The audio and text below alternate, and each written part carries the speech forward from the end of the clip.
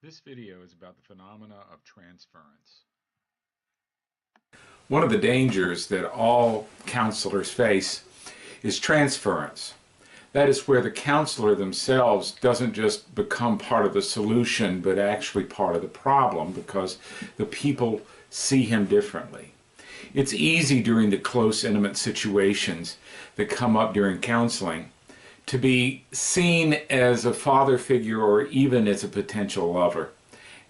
Likewise, it's easy for a pastor, as he begins to counsel people, to become too involved in their lives and maybe even sexually attracted. In this video, we're going to be talking about transference and how we can avoid it, how we can keep out of the trap of becoming too involved with our counselees. Transference is the shifting of feelings from their intended object towards a counselor and a counselee.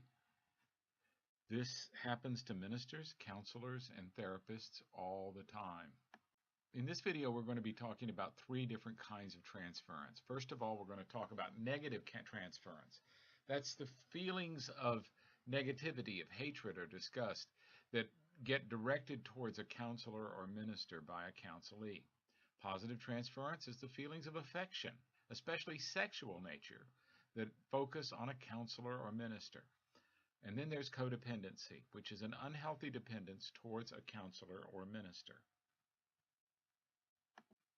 Transference happens because a counselor or a minister is an authority figure who reminds them of their parents or some other authority figure in their life. In particular, ministers stand in people's minds for God. So people's anger towards God or affection towards God gets focused on the minister. A counselor is privy to our deepest emotions. People are vulnerable to transference in a relationship with a counselor. A counselor is usually a warm, listening individual who puts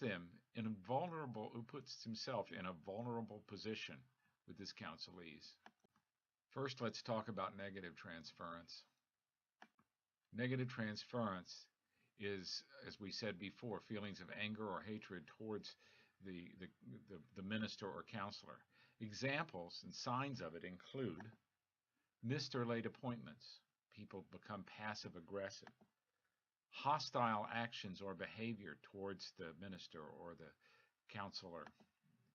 Rumor spreading, especially about pastors, behind their backs. An inability for them to make eye contact. They look the other way. A desire to justify their behavior or to argue unnecessarily about everything. Now, dealing with negative transference, there's a couple of things to keep in mind. First of all, do not assume if things are not going well with a counselee that it is your fault. Many times things are going the wrong way because they see you as representing something that makes them uncomfortable, such as parents or even God. Pray for the people, but when they go, thank God they're gone. Don't waste your time worrying about people, about negative transference. Trust God to take care of you. Far more problematic is positive transference. Positive transference is, first of all, shown by provocative dress or flirtatious behavior. For overly profuse praise for the counselor.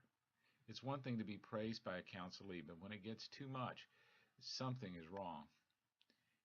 Inquiry about your personal business, where you live, what's your phone number, what do you like to do? These questions can sometimes indicate that they're trying to get overly close. The desire to meet with a counselor after hours.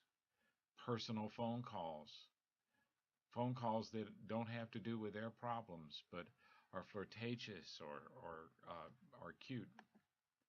Jealous behavior towards your spouse or to others is a sign of positive transference that you need to watch.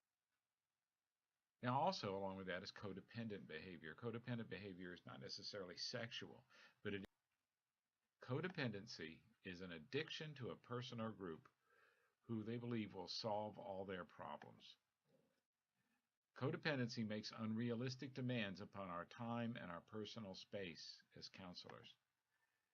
The codependent refuses to help themselves, preferring that the counselor or minister make decisions.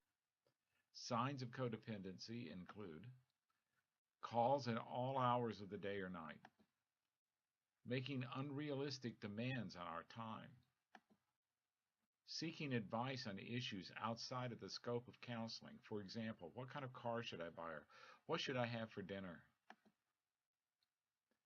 The codependent generally has few friends or connections. The codependent will have a history of blaming others for bad advice. They'll tell you about how somebody gave them the wrong advice, but that you would never do that. Codependents expect to be seen first, no matter what the circumstance. One kind of codependent that I want to particularly warn you about are borderline personality disorders, borderlines. Borderlines blow hot and cold. They will completely love or completely hate the counselor, but not at the same time. They usually start off with a messianic view of the counselor. The counselor is going to solve all my problems, or the minister will solve all my problems. They will profusely tell you how wonderful you are. It may even develop sexually attracting feelings towards you. However, if they're crossed even a small amount, then you become the enemy who is to be avoided or even destroyed. Borderlines have caused a lot of problems in churches due to their tendency to blow hot. Now, how do we deal with transference when we need it? Well, first of all, when in doubt, politely break it out. You don't have to be rude. Just politely say, I'm sorry, I can't counsel you. Let me refer you to somebody else. Keep your distance, physically and emotionally, from the potentially dangerous individual. Insist on an open door policy in counseling, and have your spouse or your administrative assistant nearby so that you're never fully alone with that person. Do not see them in off hours or in public places such as restaurants, coffee shops, tennis courts, things like that. Make sure that when you're with them, it is in a formal, rigid environment where nobody can misconstrue what's going on. Do not see them behind closed doors. Keep a record of the visits and phone calls they make in a case of suspected transference. Learn to set boundaries between personal and professional life, and keep those boundaries rigid. And do not get caught in transference ourselves. There's a danger when we begin to counsel somebody of us becoming attracted to them as well, of us becoming dependent upon them. Make sure your dependency is upon God and that you're in His hands, and don't allow yourself to be caught up in any potentially sexual or misconstrued situations. So as you can see, it's easy for counselors to become involved.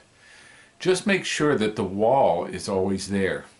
Don't allow yourself to be caught up in their problems, but keep in prayer and keep your distance, a godly distance, so that you can truly be a help and not a hindrance.